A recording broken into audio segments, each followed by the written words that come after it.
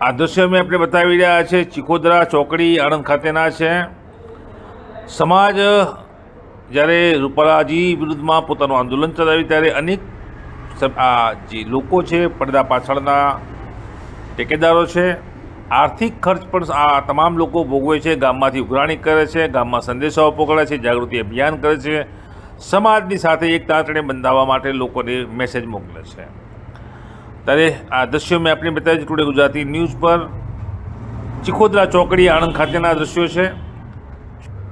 અને તે રીતે સમાજમાં રાજપૂત સમાજની એકતા સાથે જે લડાયક યુદ્ધ ચાલી રહ્યું છે રૂપાલાજી વિરુદ્ધમાં ગામે ગામ, તેમાં આ ગામ પણ સહયોગી બન્યું છે।